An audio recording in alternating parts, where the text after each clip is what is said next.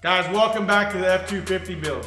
We've got the independent rear suspension sitting over here. We've got the old stuff sitting here. Somehow we have to get these two to swap positions. So stick around, let's see if we can get that independent rear suspension in this 1976 F-250. This is not a good idea.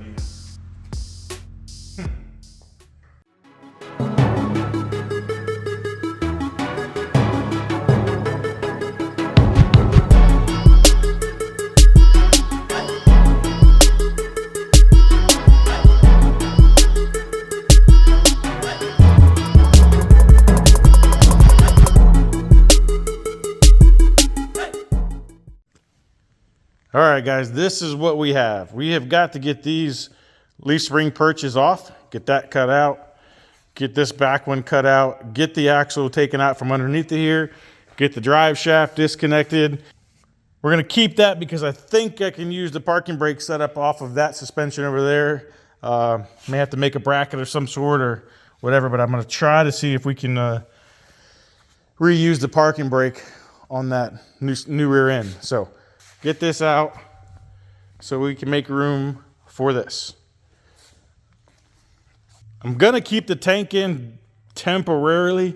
I don't know if we're gonna have to remove that out until we start coming in here. I do know on the F100s, this frame actually comes straight across and there is no hump in the frame. The F250 has one, so that might be helping us out here a little bit later.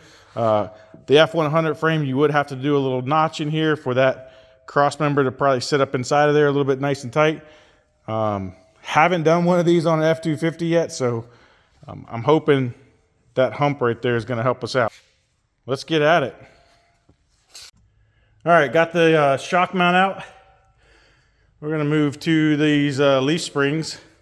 Now I'm going to pull the leaf spring bolts and just pull the whole leaf spring. I'm not going to get the perches off just yet, just so I can get in there with the grinder and get all this stuff out of here. So Ford really thought this one through when they put everything together. And what I mean by that is they did not think this through, okay? So don't go just start grabbing bolts and pulling them out. If you go for this top one and getting that nut off and you're ready to start pulling stuff out, well, you're not going to be able to. So if you look, Ford said, you know what? Let's put all this together first, then put it on the perch. So that way when, your shade tree mechanic needs to come in here and pull just the leaf spring off, they're going to fight these bushings and those bushings. And then once they realize, all right, we got the nut off, that we cannot slide the bolt out. So don't take the top bolt out. Get to this bottom one. That way it'll save you a little bit of time. So we're going to we've got a backing wrench on it right now. Not sure if it's going to come off, so always make sure we throw some lube on that stuff. Okay, so we're going to let that soak in for about 3 seconds.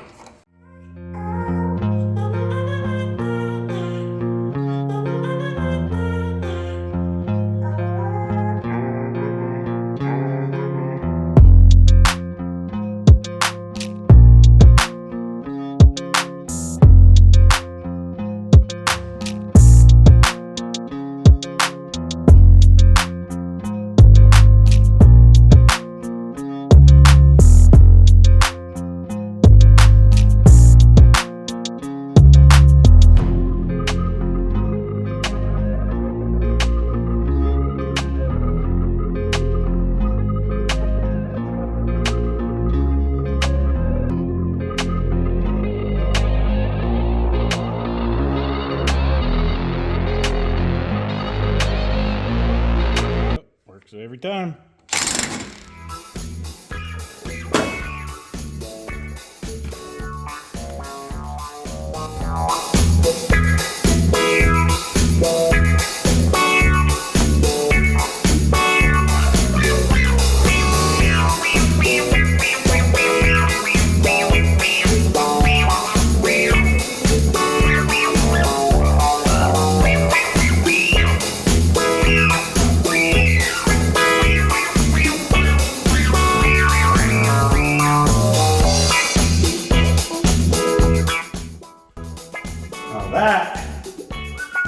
Just set it in, set it down, let's drive away. So before I pulled that rear end out, I did mark center. It just happened to be right there on the bump stop in the center of that hole. But I marked the center of where that axle was. That's going to keep me inside of my utility bed real well. I do believe I have a little bit of room to play backwards on it, but that's where it was, the original axle was. So I'm trying to get the center of this wheel right about there. So we have the rear suspension pretty close to our center line, our center mark we're trying to go for. So what I'm going to do is I'm going to bring the truck down on it. Hopefully it starts sitting on this, well, gotta get that exhaust out of there, but we'll bring it down, let it start sitting on that cross member, or that K support, or that X support, or whatever support you want to call it. And then hopefully we can start tweaking it left or right there to where we can see how she's going to line up and see what we got to cut out.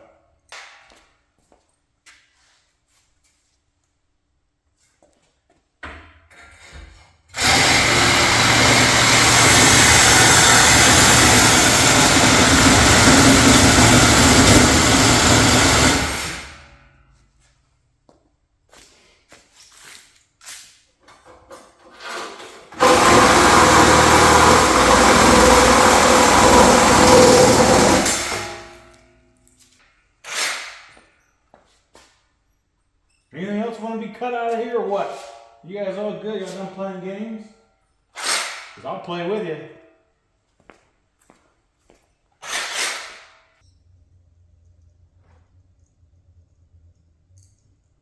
Are you hitting yet? Come on, talk to me. You there? Oh, yep, yeah. Oh, you're gonna fall. You're gonna fall. You gotta stop. Yep. All right.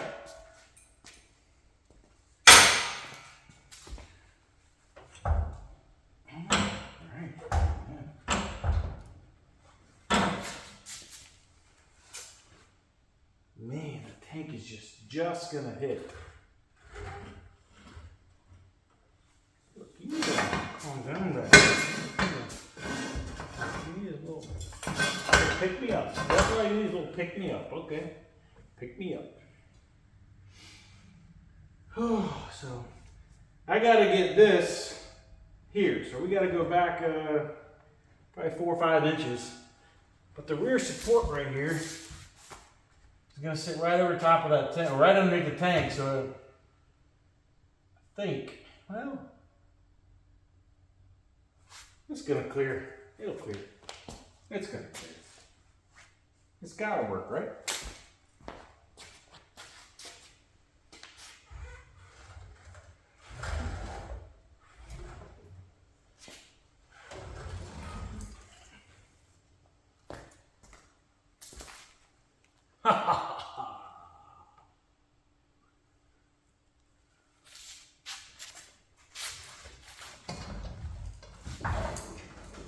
Woo! You stop right there.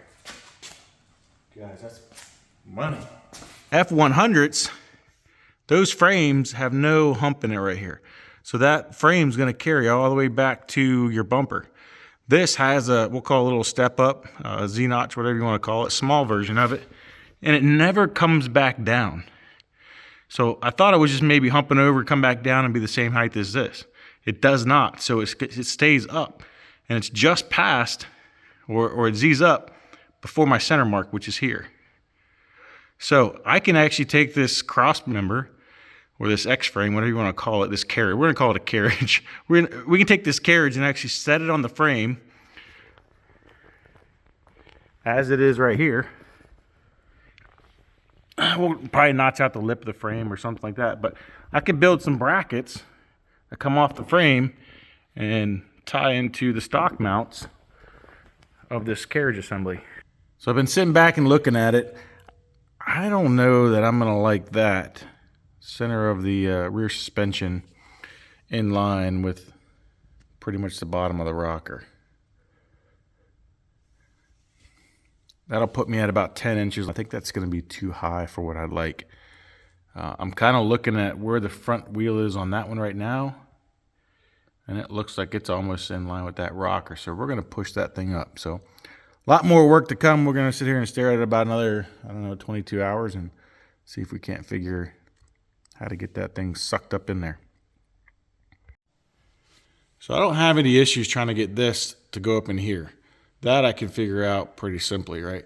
The only issue I'm running into is wanting to use this stock tank. If you look at the stock tank, I've got maybe, now I can cut these ears back a little bit, and I could actually cut down into this a little bit, and then re-gusset it and support it.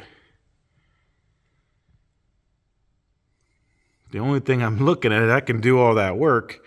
The only thing I'm going to gain really is about 2 inches. I need to gain probably, basically I need this lower, I'm sorry, not lower. I basically need the sway bar setting right here on this frame. So now figuring out how to get all that to go up in there. So let me show you guys what's going on here, what I've been doing. Got the CV axle in line with the center mark. Both sides are like that. Now what I did was, if you guys remember, there was these stock mounting arms or mounting tabs, whatever you want to say it, on all 4 corners. Well, there isn't any on that corner now.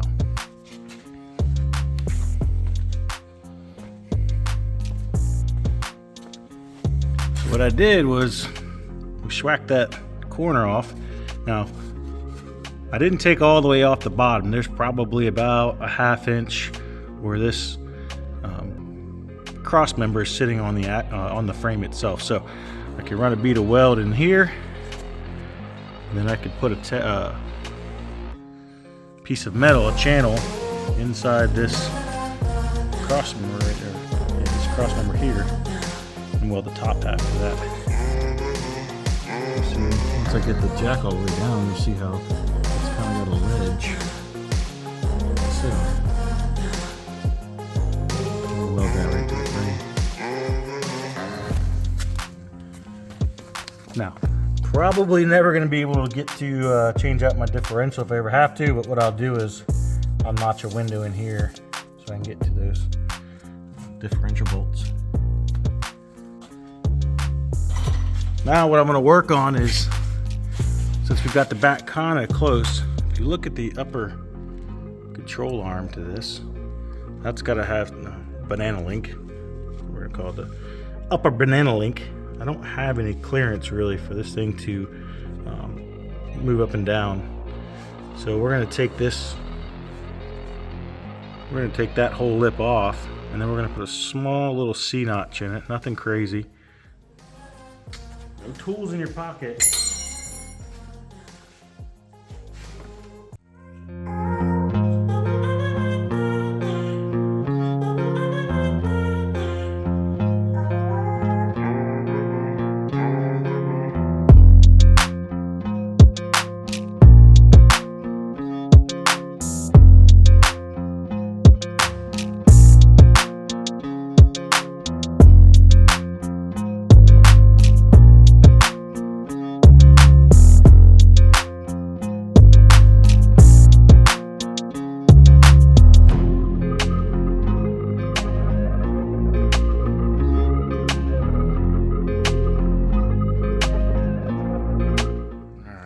Get you guys in there. So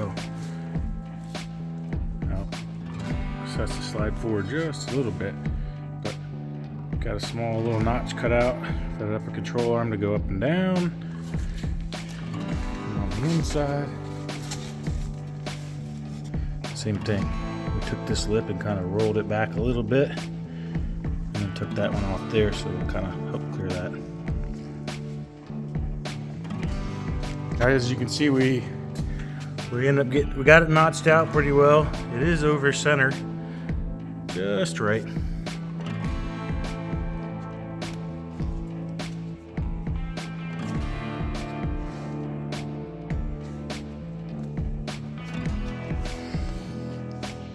What we end up doing, I say we like there's multiple people in here. What I ended up doing was cutting, like I said, cutting those tabs off. cut them back a little bit further. It is just resting right now on the bottom half of the cross member.